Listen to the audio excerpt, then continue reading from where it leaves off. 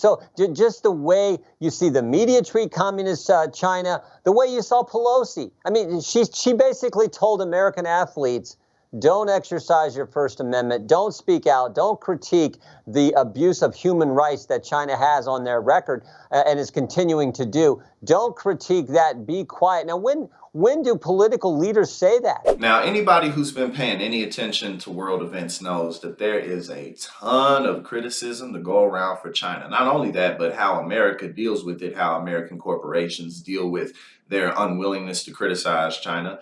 There's definitely a lot of truth there. However, the biggest irony of this is that the Republican Party, they just pretend like they're all about freedom, while they try to make sure that minorities aren't able to vote easily in their neighborhoods. Let's close the polling stations.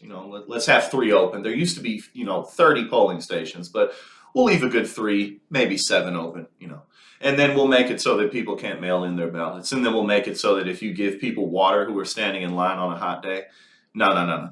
We can't have that. We can't let that go. When it comes to your wages, screw the minimum wage. We don't need that. We don't need to protect the environment. We don't need to do anything about benefits programs. We don't need to change the tax laws because we're all about freedom. Yeah, okay. One of the funniest parts of this video is Jim Jordan's example of how Mike Pompeo would have flipped the table over and said, you don't treat the greatest country ever that way. And if they tried, Mike Pompeo would have got up, flipped the table over, and walked out and say, you don't treat the greatest country ever that way. Really? Is that really what Mike Pompeo would have done? In a room full of world leaders, flipped the table over and said, damn it, you don't treat us like that. Nah. One, I don't think that that's what he would have done.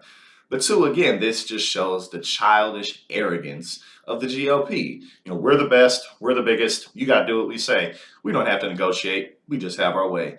You're not going to treat us like that. And what's the litmus test for greatest country ever? Is it just because it's, where we live? Is that what makes us the greatest country ever? Because most countries think they're the greatest country ever.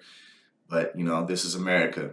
And our culture is pretty much dominated by entertainment. And that's why our politics is so unbelievably stupid. Do you think the Republican Party has the leadership chops to push that down the road if they get back in the majority?